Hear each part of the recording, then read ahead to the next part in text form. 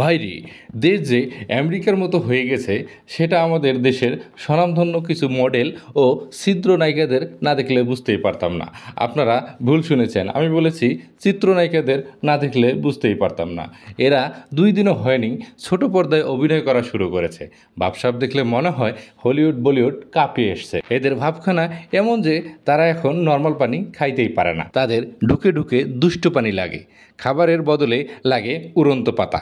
এই যে সম্প্রতি দুষ্ট জিনিস কেনার সঙ্গে জড়িত থাকার প্রমাণ মিলেছে আমাদের দেশের সবিজ অঙ্গনের জনপ্রিয় মুখ সাফা কবির, মুমতাহিনা চৌধুরী টয়া, তানজিন তিশা এবং সঙ্গীত শিল্পী সুনিধির নায়কের এসব দুষ্টু জিনিসের সাথে সম্পৃক্ততার অভিযোগে গ্রেফতার এক শিক্ষার্থীর ফোন থেকে মিলেছে দুষ্টু জিনিসের সঙ্গে তারকাদের সংযোগ থাকার প্রমাণ।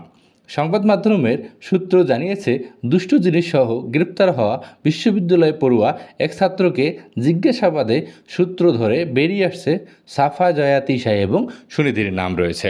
তথ্য প্রমাণাদি সহ আমাদের দেশে সেরা ওভার অ্যাক্টিং বিশেষজ্ঞ নায়িকা সাফা কবির বিশ্ববিদ্যালয় পড়ুয়া এইসব ডিলারদের হোয়াটসঅ্যাপে মেসেজ দিয়ে জিজ্ঞাসা করেছেন, তুমি কি আমাকে 3টা দিতে পারবেন?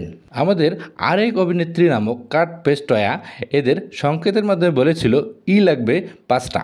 সেই উত্তরের ডিলার রিপ্লাই করেছিল বাংলা ফ্রুটস। এরপর টয়া আসে মেসেজের রিপ্লাই বলেছিল, ইয়া ভাই, আমার সহজ সরল মন, আমি এই সব টিএ মানে বুঝতাম মানুষের যখন নার্ভাস থাকে তখন মনে হয় মানে করে, সেই ছাড়া আমি কিছুই বুঝতাম না।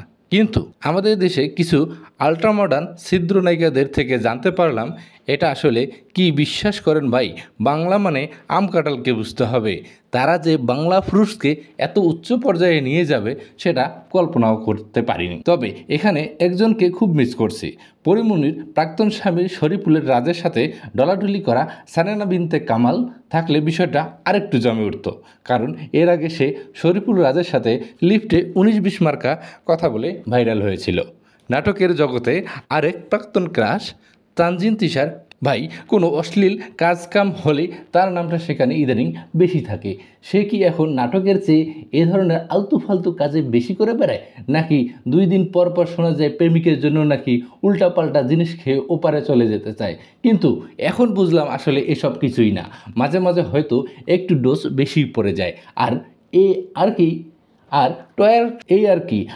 টয়ের কথা কি বলবো ভাই, সে তো অনেক পুরনো খেলোয়াড়। সে অলরেডি বলে ফেলেছে সে ওই বিশ্ববিদ্যালয় পড়ুয়া ছেলেকে চেনেই না। এই জন্য মনে হয় আমাদের জনপ্রিয় শিল্পী জুনায়েদ ইভান ভাই এক গানের মাধ্যমে বলেছিলেন, নেশা কেটে গেলে তুমি কেটে যাবে। এরকম হয়তো আমাদের ছিদ্র নায়িকারাও। আর এই কারণেই মনে হয় এদের নাটক তেমন পাওয়া যায় না। সারাদিন খায়ে কুল পায় না, নাটক করবে কখন? তাই এদেশে ছোট পর্দার নায়িকাদের আসলে জন্ম হওয়ার কথা ছিল ইউরোপে, কিন্তু ভুলবশত হয়তো তাদের জন্ম হয়ে গেছে বাংলাদেশে। আর এই জন্যই তারা ইউরোপ আমেরিকার মতো কাজকর্ম করে বেড়ায়। এখানে এরা দেশে থাকলে দেখা যায় এক ড্রেসে, কিন্তু কোনো ট্যুরে বিদেশে যায় তখন তাদের শরীরে অর্ধেক কাপড় খুলে পড়ে যায়। বিদেশে যাওয়ার সাথে সাথে কাপড় খুলে যাওয়ার কারণটা কি ভাই, আমি আজও বুঝলাম না। যাই হোক, বিশ্ববিদ্যালয়ের ছেলেরা টিউশনে না করে যখন এসব জিনিস সেল দিয়ে বেড়ায় তাহলে আর কি থাকে ভাই? বিশ্ববিদ্যালয় ছিল পড়াশোনার জায়গা, কিন্তু তারা এটাকে বানিয়ে ফেলেছে প্রেম, ভালোবাসা আর দুষ্ট জিনিসের জায়গা।